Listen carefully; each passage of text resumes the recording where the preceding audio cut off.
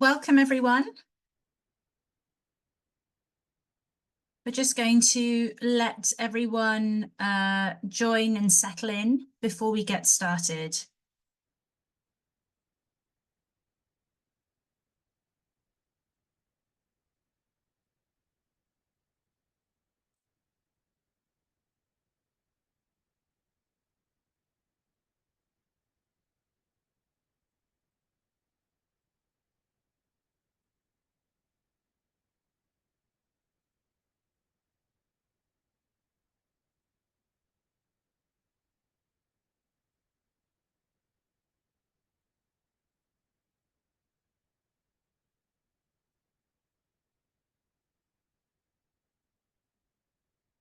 I think we've got a few more people to join us.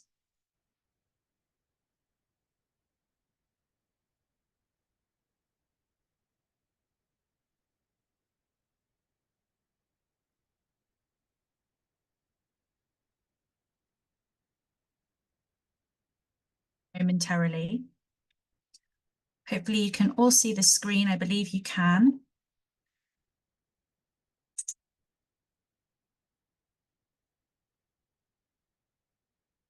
Great, so we're going to go ahead and get started.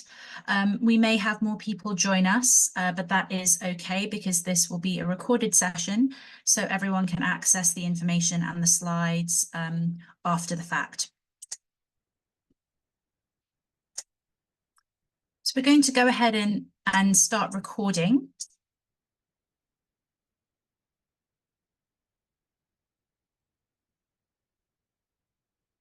Brilliant. So just a few housekeeping points before we get going into the bulk of the presentation. We will have a Q&A session at the end where you can submit your questions via the Zoom chat feature. As I shared, the webinar will be recorded and shared post webinar, and the slides and resources will also be shared afterwards. We ask that you mute your microphone when you're not speaking. Definitely make use of the chat for questions and comments. And during the Q&A session, you can raise your hand to request to speak if you would rather share your question verbally versus via the chat.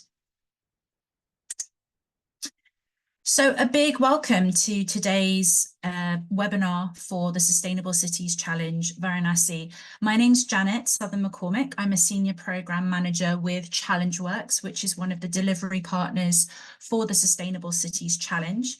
I'm joined today by my colleague Skriti Venkat, who is a Programme Manager at the Toyota Mobility Foundation, and Vishal Ramprasad, who is a Senior Programme Manager at the World Resources Institute, another delivery partner on this Cities Challenge. We'll also be joined a little bit later on by a representative from the city of Varanasi, Mr. Shakumbri, and he will be sharing a little bit of insight into the city and will share with us some insight from his perspective. So we'll do that before we get into the Q&A session later on. To map out what we will be discussing in today's session, we'll talk a little bit about the challenge itself, provide an overview of what it's about. We'll then go into the issue of crowding itself and the need for innovation. Following that, we'll talk about the opportunities and solutions in that space before talking about human-centered design and that as a key tool for being able to develop solutions that are effective. We'll then move into our Q&A session with our colleague, Mr. Shakumbri, who can kick us off on that session. So at this point, I'm going to go ahead and introduce Kriti, who will take us through this first section on the Sustainable Cities Challenge, Varanasi. Thank you for that introduction, Janet. Just to check with everyone, are you able to hear me clearly? Yes, perfect. Thank you.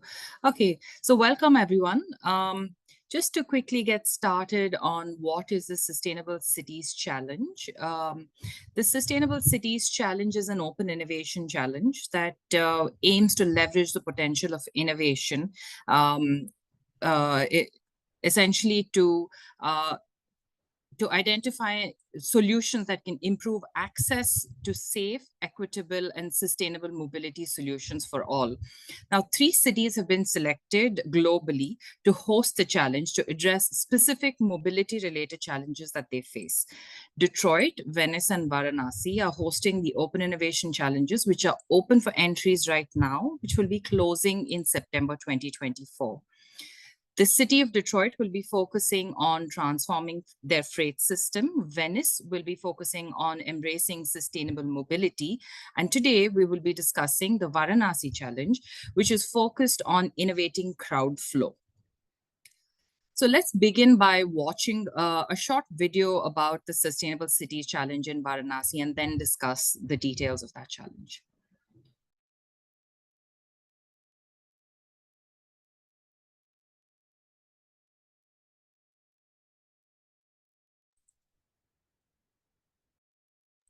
Janet, I'm sorry, just to interrupt. We're not able to hear the audio. Bear with me a second.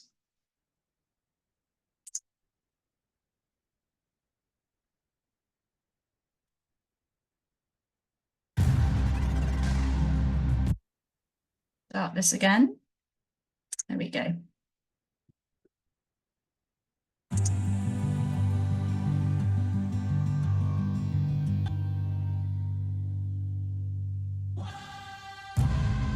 When people move, cities come to life. When we can move more freely, we can achieve more. But how can we continue to make our cities smarter and ensure they flow better for everyone? How can we build the cities of tomorrow, today? The Sustainable Cities Challenge is seeking innovators from around the world to bring smart, data-driven solutions to improve safety and accessibility in Varanasi.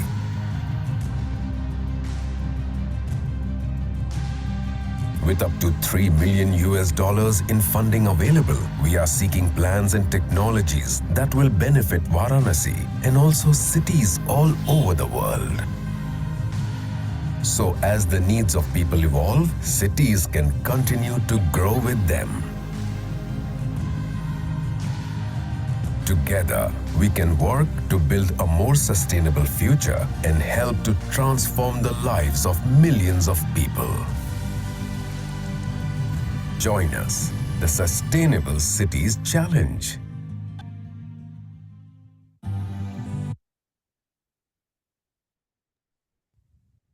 Great. Thank you so much for that.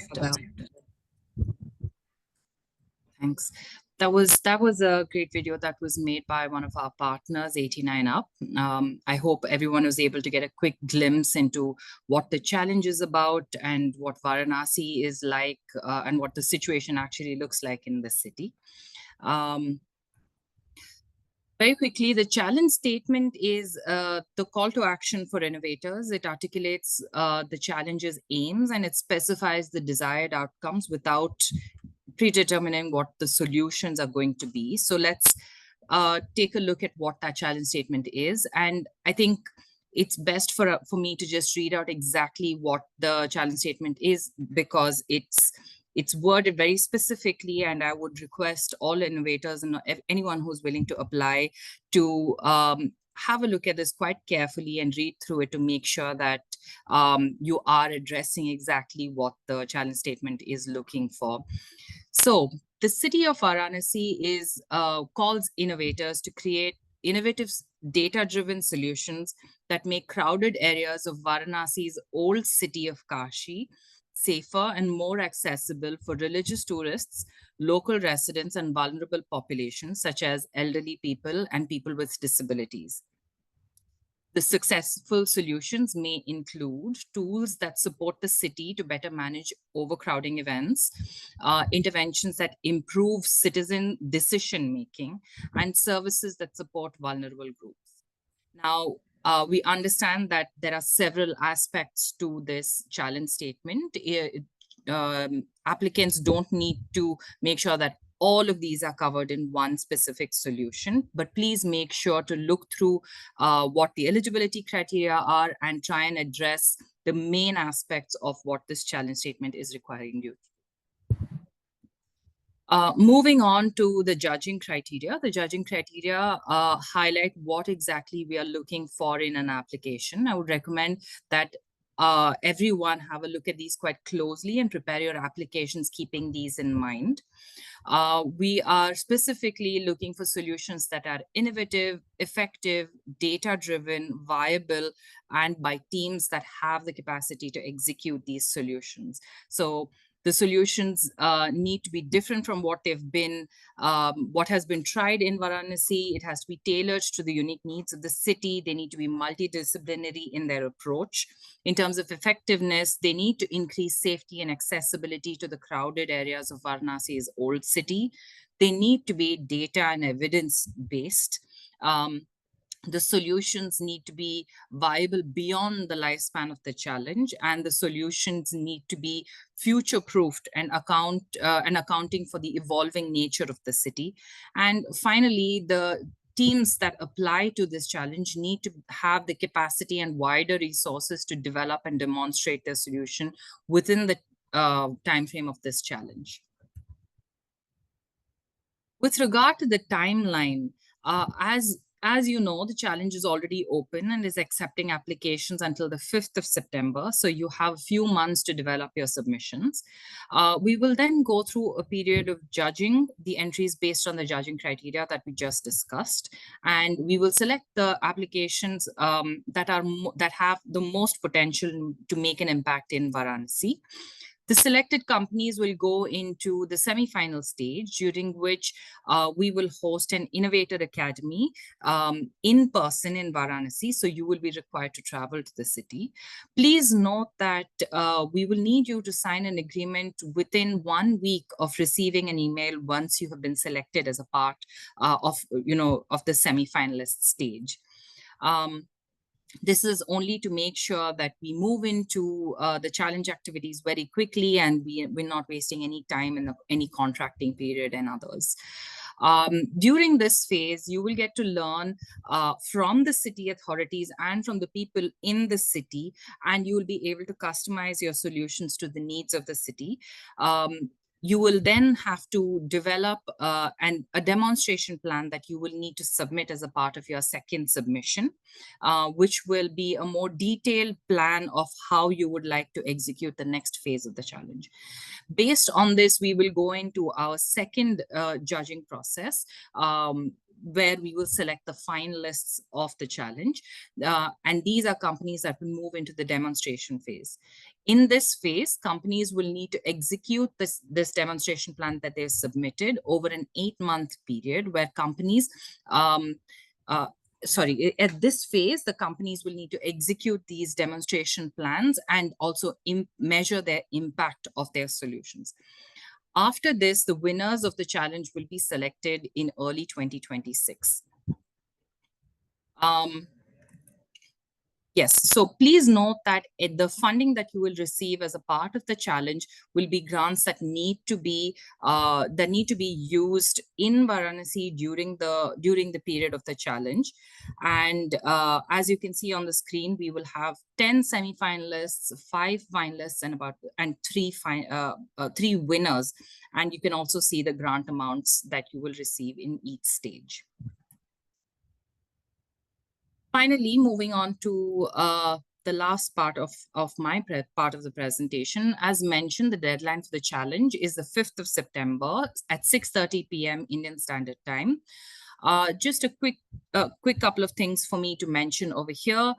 You will find that there is a link to the online entry form on our website. You can also download the entry form and fill it up on a local copy, but please make sure to submit the entry form online so that you will be considered for the challenge.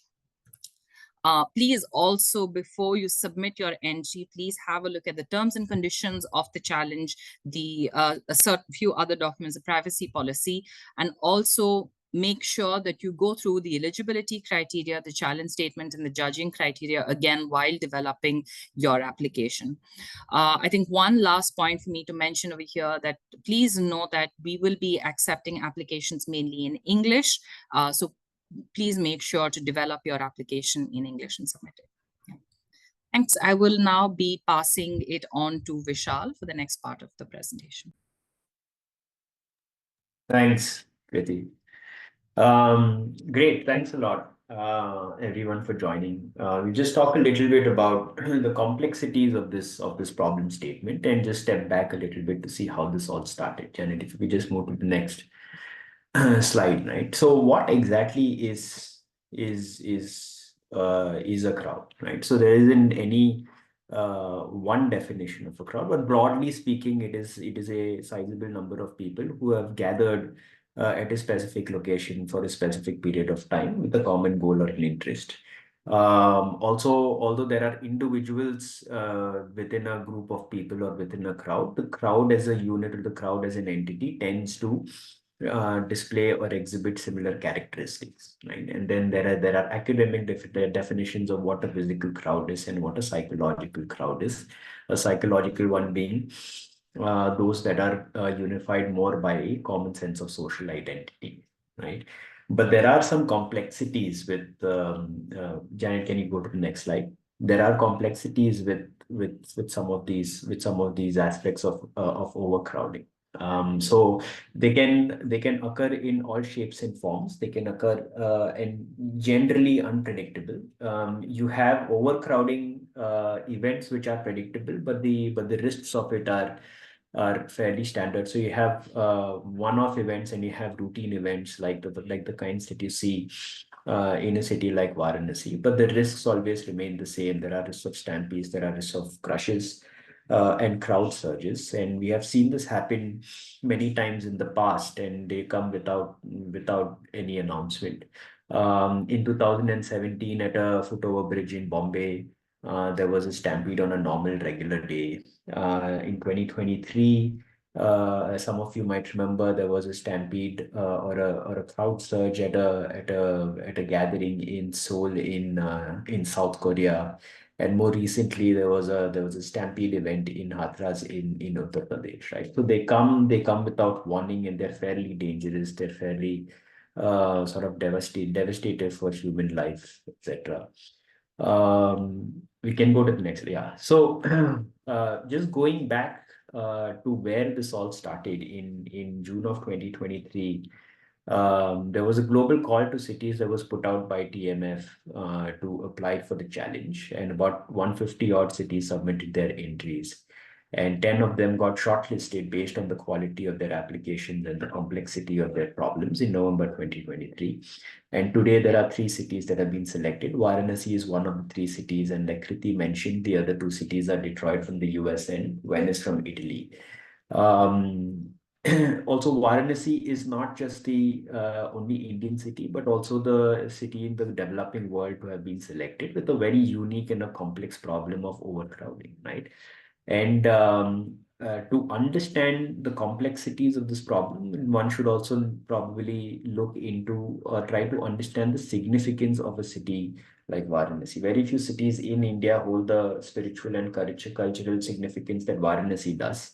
It's a place where people from India and a lot and different parts of the world flock to for reasons of tourism, for reasons of pilgrimage, end of life rituals, etc. And the city has been doing a lot, to be honest, to try to address the crowds. A few years ago, a temple district was inaugurated in the city, and since then it has started witnessing more number of tourists coming to Varanasi. And the city has been doing fairly a good amount of work to address these problems of overcrowding. But this also presents a very interesting opportunity for innovators and for companies to augment the efforts of the city, right? And maybe towards the end of the call, Mr. Shakambari will be able to tell you exactly what the city has been able to do so far and what they have achieved and what they're struggling with. Can we go to the next slide, Janet? Right. So just to put it into perspective, how to give a sense of how big the problem of overcrowding is really. It's not really a problem, but how big the condition of overcrowding really is. Right. The population of Varanasi is about 21 lakhs or 2.1 million people. The annual population in 2022, the tourist or the floating population crossed 70 million people. Right. That's up to 7 crore people. Although this is an annual number, there are certain sort of specific days or specific events and specific festivals which witness a large number of crowds. As Mr. Shakamuri will tell you later during his address, that this number only keeps increasing. Um, Mahashivratri again is an important festival that happened a couple of months ago, and it broke all records where we witnessed about 800,000 or more devotees coming to the city in 2024. And in a year from now, there are about 36 odd religious days of religious significance, which is likely to draw more people into the city, right? So we are likely to see many more of these overcrowding events. Right now, the reason we need to think about this a little innovatively, and some of the things that we emphasize on is because emphasize on innovation specifically is because of certain restrictions, right? So so if you look at the old city of Kashi in Varanasi, it's got a very complex networks of very narrow lanes. People have lived here for generations and they have their commercial establishments over here. Therefore, building any kind of bold infrastructure, which is typical to cities like road widening, is fairly unfeasible in the old city of Kashi. Also, overcrowding is a multi-dimensional problem, right? So it is something that cannot be solved only by technology alone, but you also need to take into consideration of how spaces have been designed, the behavior of crowds and principles of crowd science. Right. So at the end of 2 years, your solution that you seek to implement will be deemed successful if it achieves a few things. Right? So one is better crowd circulation, improved accessibility. What happens because of too many people visiting the city is that it naturally, one of the unfortunate consequences is that people with limited mobility have limited access. Right. So if it improves mobility, then that's a success. Again, to prevent any crowd-related disaster, if there's an evacuation plan in place, which is fairly efficient, then that is a success. And better navigability of the city, like I mentioned earlier, it's got a complex networks of narrow lanes, and therefore anything that allows citizens or people who come to the city to navigate more efficiently through the old town will be considered success. So all of these things essentially lead to an improved experience of people who come to the city. Right. So as far as opportunities and solutions are concerned, before we dwell into why this is a great opportunity and the kind of solutions we are looking for, let's probably maybe talk a little bit about the focus areas. If you look at the geography of the old city of Varanasi, it's fairly large and it's fairly complex, right? And therefore, what we want to do is we want to pilot these solutions in targeted areas of the city. So for those who are familiar with the city and for those who are not, maybe there are two precincts that we have called out. Each of these are roughly half a square kilometer in size, predominantly mixed land use and residential land use. And if you see, the road width is the large part of the road width, about 90% of the road network is around 3 meters wide, right? So we have the first precinct, which we call the Gadolia precinct because it is marked by the busy Gadolia market and a few other ghats along the river Ganga. And the second is the Dashashwamedh precinct, which again is a precinct of is a ghat specifically, which is of great importance and great significance in the city.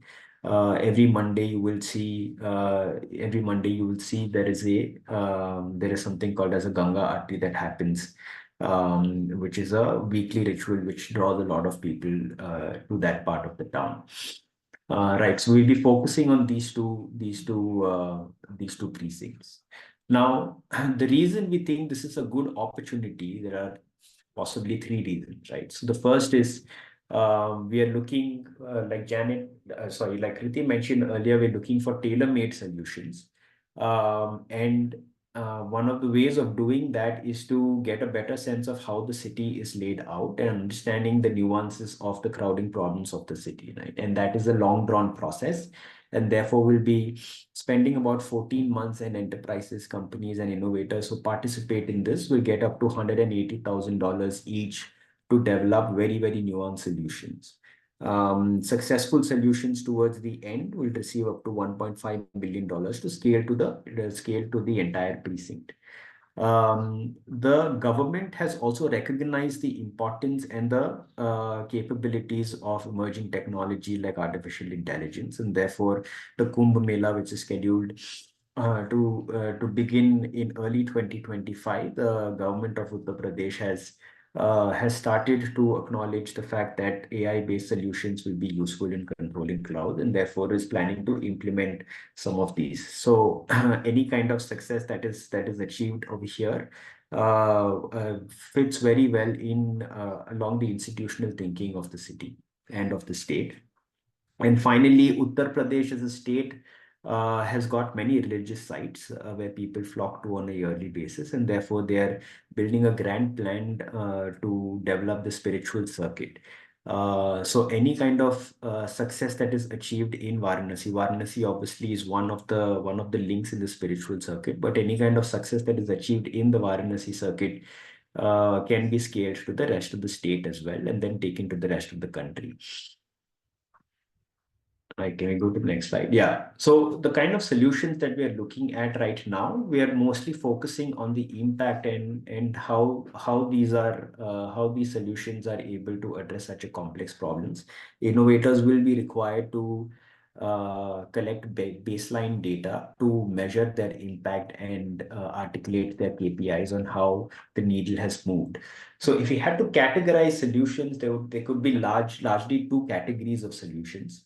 One could be an agency-facing solution, the other could be a people-facing solutions, right? So agency-facing solutions largely could be the kinds of say early warning systems or crowd management systems that help the institution or help the municipal corporation identify bottlenecks. Companies with strong capabilities in video analytics and crowd counting and analysis will be able to do this. Also, given there is a restriction of space, the design of the space and how the space is utilized, looking at entry, exit points, etc., will be very useful. For people facing solutions, essentially the idea is to empower the citizens or empower people who come to the city with information. So helping them with better navigation through the city through visible signages and wayfinding. Giving them real-time information, for example, in the form of digital signages again, can help them plan their visit to different parts of the city based on crowding levels. And like I mentioned earlier, because of the excessive crowding, people with limited mobility tend to be disadvantaged, right? So different services that cater to the mobility of people with of the elderly or people with limited mobility in the city. Some of this has been tried in the past, and there are examples across the world, like the kinds in Hong Kong and Italy, where spatial patterns of people were mapped. Real-time data in places which had experienced some sort of crowding disaster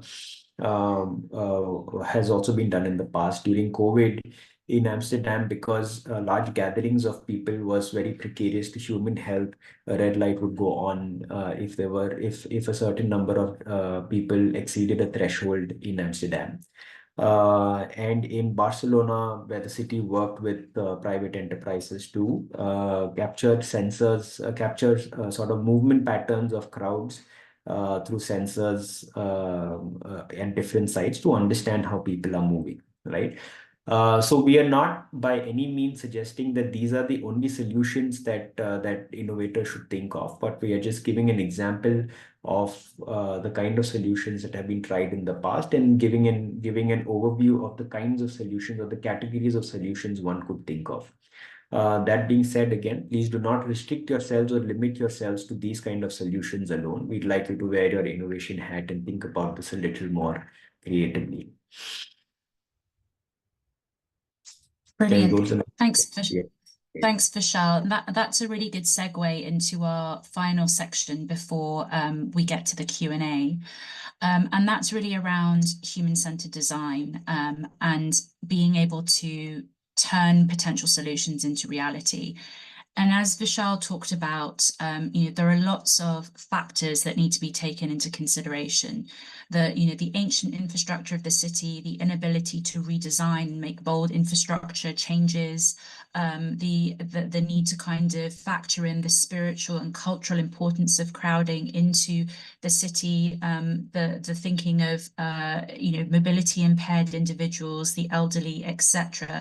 We need to make sure that these solutions that are developed are effective and impactful, so that they are fit for purpose, that they are contextually relevant for the city, that they are informed, and therefore that they can be future-proofed and scaled moving forward. But what do we mean by human-centered design, and what words come to mind when that term is shared? Because it can be a little bit of a buzzword along the lines of innovation. So let's just take a moment to talk about what we mean here. So what is human-centered design? It's also known as design thinking. Many of you, all of you may be familiar with this. And essentially, it puts people at the core of a solution, the development of a solution. So it's about designing with people, not just for them.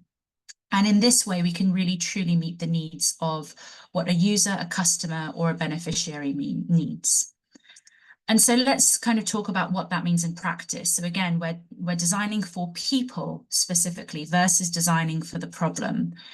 And so really, it's about starting off with a discovery. So engaging with the people that are being designed for, but being designed with. What frustrates them, what makes them happy, watching them and helping them move through the process that you are designing for and designing with, and what are their needs.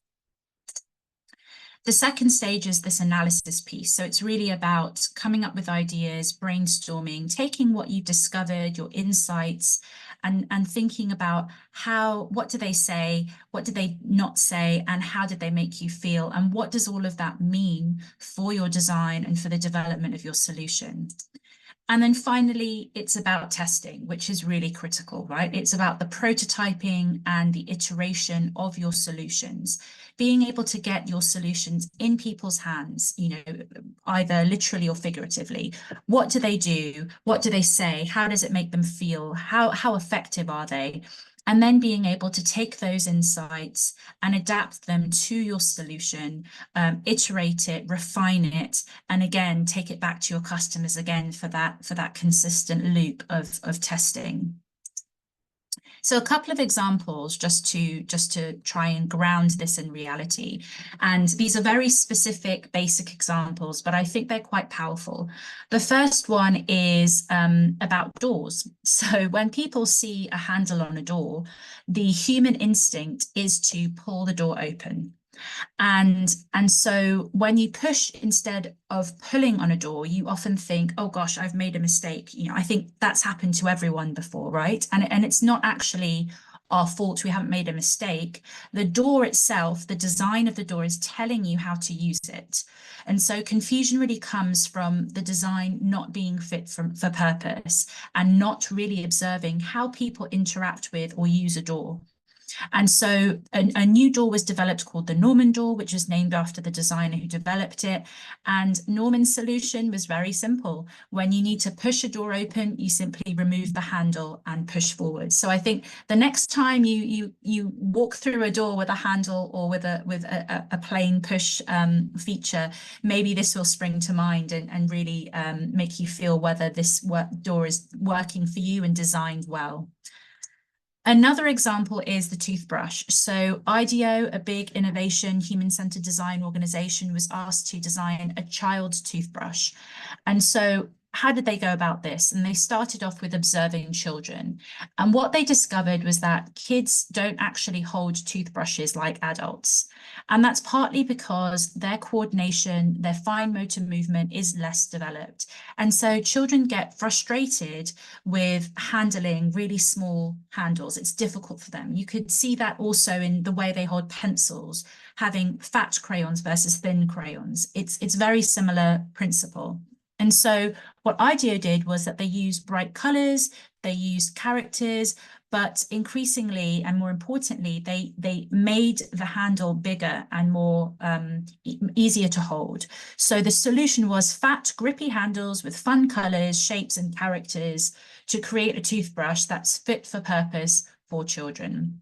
So those are two very quick, easy, somewhat basic examples, but hopefully it grounds you all in what human-centered design means for solution development.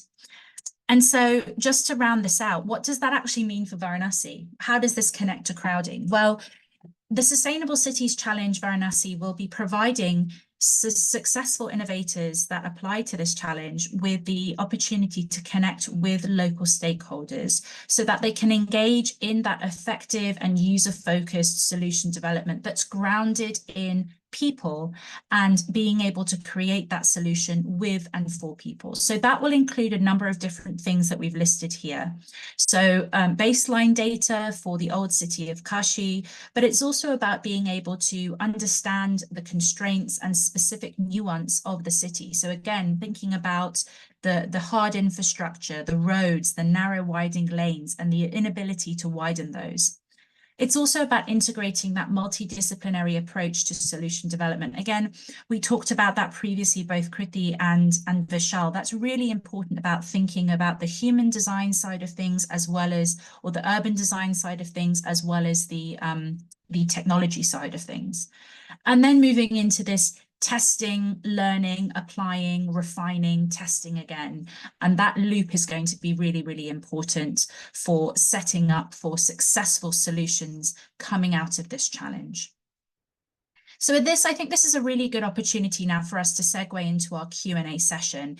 And at this point, I'd love to be able to introduce you all to Mr. Shakumbri, who is our representative from the city of Varanasi, and really give him a chance to be able to speak to you all, share a little bit of insight from the city perspective before we spend the last portion of this webinar engaged in our Q&A session. So Mr. Shakumbri, you should be able to speak. If you can come off mute, then you can please go ahead and speak to the group. I'll just take 2 minutes and then I'll join the call. Brilliant. Please go ahead.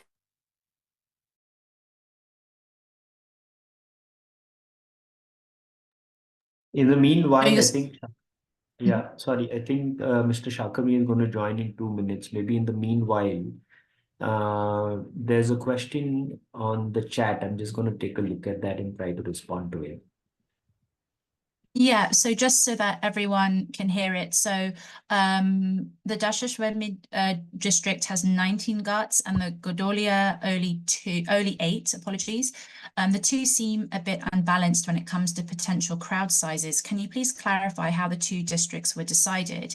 And a follow-on question is that you mentioned there's limited space for infrastructure plans, but also that the design of spaces, entry and access points is part of the challenge. So what can you share what sort of urban design and space design interventions you are envisaging? Those are two great questions, Claudio. And I will perhaps let Vishal speak to that in the first instance, and then Vivek will come to you in a moment. Thank you. We're looking at, the city has got about 84 ghats in total, right? What we wanted to do is to have a balance between, so the way we arrived at these precincts were looking at those parts of the city that were that tend to witness perpetual crowding. Now, while all of the ghats have got activity on them. Not all of them are as busy as some of the others, right? So Dashashwamedh Ghat is particularly busy, but in the other precinct, we also have the Gadolia Market precinct, which is a market area. It is not really a ghat where you see significant amount of footfall. And it has got other ghats which witness crowding, like the Manikarnika Ghat, right? So from the entire city sort of landscape, the ghats are not the only places that witness crowding. There are other sort of areas that witness crowding. The Gadolia market area is another area that will witness crowding in. So the reason there are fewer ghats, that was not intentional. It was just identifying those parts of the city that witness persistent crowding, and culling out these parts which as a whole, as a precinct as a whole, witness similar levels of crowding. Now for the second question that you are talking about, which is right. So there is limited sort of scope for bold infrastructure, like we mentioned earlier. So as far as urban design is concerned, I mean, spaces are designed. So there are spaces that are either inefficiently designed or are designed efficiently for better movement of crowd and that renders itself for better evacuation, right? And we are not particularly looking at a specific situation, but we'd like to throw this out, given the limitations of the open areas, and given the limitations of the overall geography of the city and of the precincts. We'd like to reach out to urban designers to take a look at the layout and essentially arrive at innovative mechanisms or innovative sort of design interventions that do not require significant infrastructural interventions for that can help the space to be can render it to better crowd circulation and for better evacuation. I hope that answers your question. Brilliant. And I think that we have a couple of, I just wanted to double check, Mr. Shakumbri, for you. I saw that you'd raised your hand, so I don't know if you're ready to speak. If you wanted to come off mute, then you can do so. Yes, good afternoon, everybody. First of all, I would like to thank all of you for this webinar and this opportunity you have provided to Varanasi. On behalf of Varanasi Smart City, Varanasi Municipal Corporation, and the district administration. When we talk about Varanasi, we have highlighted points of 3 tables. First, since it is one of the oldest surviving cities in the world. So considering the architecture view, considering the aesthetics, and considering the spiritual and cultural inheritance, what we have received from the past, from over 1000 to 2000 years ago. So Varanasi majorly focus on two to three types of tourism, and which are the main source of higher footfall every year. Every year we have around 7 crore of total tourists and the pilgrims coming to Varanasi. And some are there for the snan, which is holy bathing, traditional bathing culture, which is here in India. Then second is the tourism for Sri Kashi Vishwanath temple. And third is one of the most unique feature. I don't think this feature is again replicated to any other cities in the world. We have a culture of death tourism in Varanasi. Some like people come here to die. In our ancient Vedas, ancient scriptures, it is written that the death in Varanasi is very pious, and one can easily achieve salvation if he dies in Varanasi. So many of the people, especially from South Indian part of India, so people come here they during their last stage, and they reside here. And we have some of the facilities running by some NGOs and by the district administration also. And by that facilities, they used to spend their last time in Varanasi only. So this type of tourism, and the second thing, since the Prime Minister of India is representing Varanasi constituency in the parliament. So, being one of the most VIP and hot seat of Indian Parliament, Varanasi, considering the fact that Honorable Prime Minister Shri Narendra Modi is being elected through the seat, people of Varanasi directly vote for the Prime Minister as their member of Parliament. So we have a lot of new initiatives. Number one. And for these new initiatives, we have new culture of new tourisms uh, evolving in the present scenario. Let me take an example. Honorable Prime Minister 2-3 months back has introduced the concept of Wed in India. He's consistently promoting the culture of wedding in India. So for that part also, many of the people, many of the event management companies, they are coming to Varanasi to organize some of the big ticket weddings, and that is also a major source of footfall. Second, we have, considering as I mentioned before, the higher limelight of the city in the Indian politics. Many of the VIP movements like governors and the central ministers and the president of India and other dignitaries, even the foreign delegates also are coming to Varanasi as their primary landmark of attraction for the from past 10 years or so. Third, many of the traditional festivals are being organized with a greater threshold. For example, Dev Deepavali. Dev Deepavali is a sacred festival. I can say like Vishal and Diksha is here, Kriti ji is here, and they might have been known about Dev Deepavali festival. So on that single day, we celebrate the Deepavali of gods or Deepavali of the all the person who are not there with us. So on that particular day, we have a minimum footfall of around 20 lakh people on a single day. So when we, in a nutshell, what I want to say is, keep for this overcrowding situation, considering the landscape and architecture of the city, this is not possible for anyone to have some of the major transformation in the infrastructure of the city. Like this cannot be changed to a very large extent. So the teams, the challenge work and the TMF, they are working for the overcrowding, especially on the soft solution basis, and they want to cater the needs of pilgrims and tourists along with the local residents. This, likewise, WRI team is also here.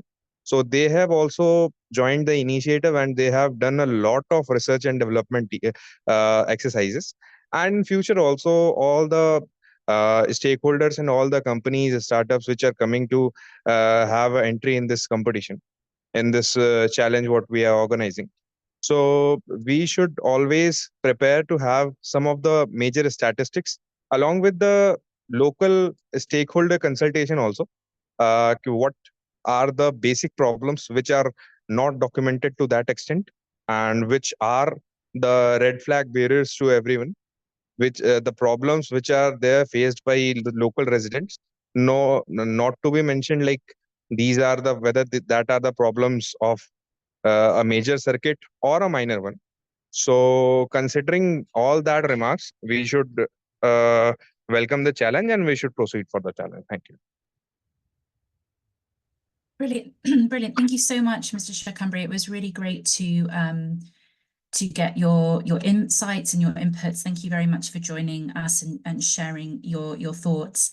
I'm sure there might be some questions in response to what you've shared. I know we've got a few questions in the chat, and with the time remaining, let's try and move our way through them. So the first question is from an anonymous attendee who's asked that the grant that is provided, will we have to pay that back to you? So the funding that is provided by Toyota Mobility Foundation is not money that needs to be paid back. So at the semi-finalist stage, there will be $50,000 made available to up to $50,000 for each semi-finalist.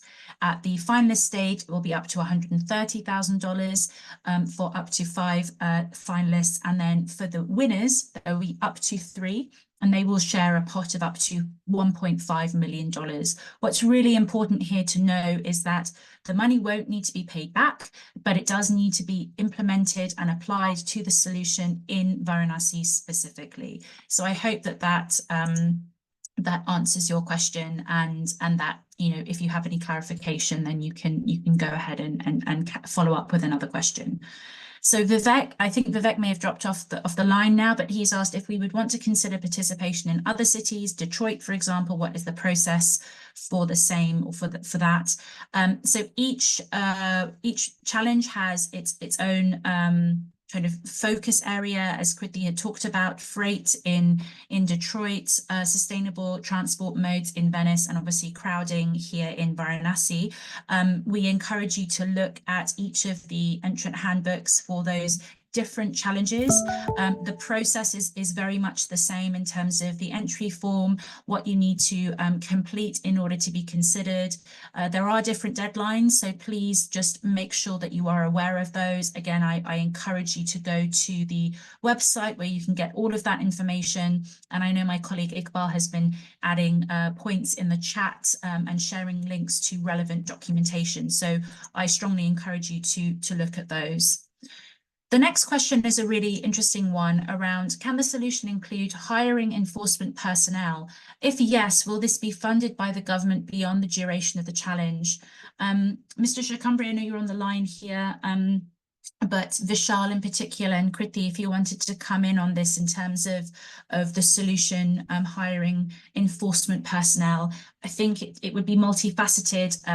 It wouldn't just be that as the solution. That might be part of it, but there would need to be something else to really solve this challenge, and to ensure that you're looking at the problem from a user-focused perspective, and ensuring that it's future-proofed. Vishal, Kriti, did you want to come in on this? Yeah, thank you.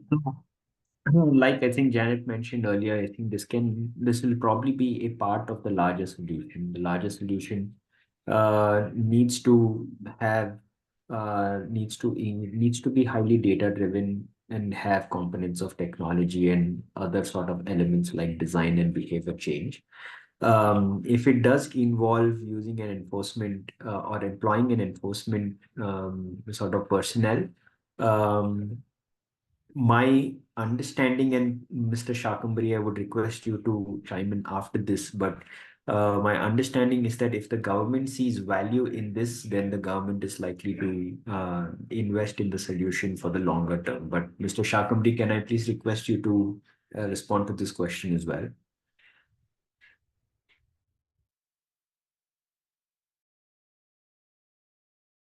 I think Mr. Shakambri may have dropped Yeah, I off. think he's dropped off. Yes. Um, Yeah, I just like to echo what Vishal has said. I think the aim of the challenge is to try and identify data-driven technology and design type of solutions that are, of course, multidisciplinary. We need to take into several aspects, in terms of behavioral design, behavioral economics, several aspects that need to be taken into consideration when we're designing to improve crowd flow in a city like Varanasi. So let's kind of keep that in focus. If hiring enforcement personnel is a part of your solution, it will have to be, a subsection. We're looking for solutions that can be implemented in the existing infrastructure that the city already has. By that, I mean the data infrastructure as well as the existing physical infrastructure, without making any major changes to, permanent changes to specifically the physical infrastructure. So I hope that answers your question. Thanks, Kriti, and thanks, Vishal.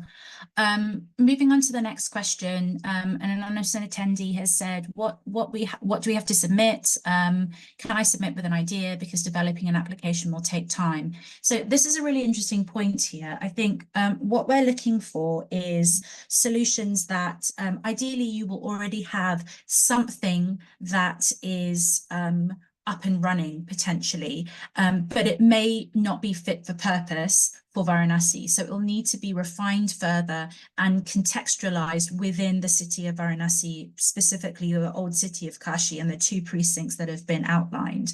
So it could be that you already have an existing product or service that could be adapted, or it could be that you have an idea. So it really does depend on what you have in your arsenal at the moment. Again, I'm going to refer you to look at the entrant handbook. That has a lot of the information there in terms of, what the expectations are. And I would also encourage you to look at the PDF application form so that you can get a sense of what the questions are and what you'll have to complete in order to submit your application. So moving on, a question from MK is, what if the investment requires more money than you provide as a grant? Great question. The money, and I'm not going to use the term investment because the Toyota Mobility Foundation is not investing in your solution. It's not providing capital. This is essentially grant funding to implement and demonstrate and implement your solution. The money that's being provided is in many ways subsidizing the cost. So it could be that you're using all of the money and that actually is sufficient for the development and kind of demonstration of your solution. Or in some cases it may not. And so really the concept of this challenge and the concept of an open innovation challenge is to de-risk some of this by offering some funding to help with the solution development, but it's not necessarily saying that it could cover all of the costs. So it may be that from your side, you may want to or need to put some funding in yourself if it doesn't cover, if the funding from TMF doesn't cover all that you need it to. Quickly, I don't know if you wanted to add anything onto what I've just shared in relation to that. Not too much more to add, Janet. I think you've covered it quite well. Just to reiterate that we are supporting you through this challenge by providing the grant funding. And like Janet said, it's meant to subsidize the demonstration and the development of the solutions. Yeah. Great, thank you so much. I'm just writing that down in the chat for you. So the next couple of questions before we close, again from some anonymous attendees. The first is, what level of infrastructural development would be feasible for the challenge? Could you give us a few examples, please? So I think Vishal has talked about that already. So your question may have come through as he was speaking or before he responded to that. But essentially, there are no bold infrastructure changes that can be made. This is really about looking at the existing hard infrastructure of the city and understanding where there might be the possibility to make smaller design changes from an urban design perspective, as well as from the tech side that could really help address the challenge or the kind of issue of overcrowding and therefore how to better manage crowds. Vishal, did you want to add anything further to this? I feel like you've covered it already. Right. Yeah, I mean, this is covered, but nothing that involves maybe, I mean, there are concepts of urban, tactical urbanism that can be applied, but nothing that really involves procuring land or demolition of existing structures and does not sort of does not alter the existing nature of how the city has been set up. Brilliant. Just like Thanks, Vishal. Sorry, Janet, I'd just like to mention one point because we've got quite a few questions on design and infrastructure. I think it's important for all of us to just remember that the spiritual significance, or well, not just spiritual, the significance of Varanasi in the tourism landscape of India and of course the rest of the world as well. We need to make sure that whatever solutions we implement in the city does not take away from the charm of the city. So what we mean by that is the infrastructure that's currently available in the city in terms of the roads, the buildings, especially within the older city of Kashi, you have your temples and the ghats and other places. People come here to pray. People come here with very specific purposes to execute very specific needs in their life. So let's keep those things in mind. And I think when companies move into the city academy, when they come to the city, they'll be able to experience this more closely. But the idea is to retain some of these key aspects. So when we talk about soft interventions, we mean interventions that don't alter the existing built infrastructure in the city, and also solutions that may be a little bit more temporary in nature, like what Vishal said, like tactical urbanism.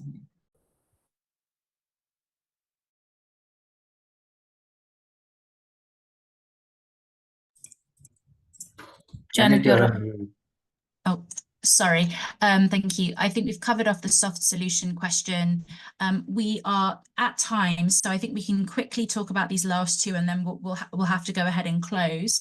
So one question is around the present measures taken by the city administration for crowd management, other than tourist passes and public transport roadway projects, as mentioned in the entrant handbook. And then the other question is around, can government provide the land which is not in use of government that may be out of market but nearby the city? So I'm wondering whether maybe Vishal, Krithi, we take those questions away and we answer them separately, unless you feel we have time to respond to those in the last minute.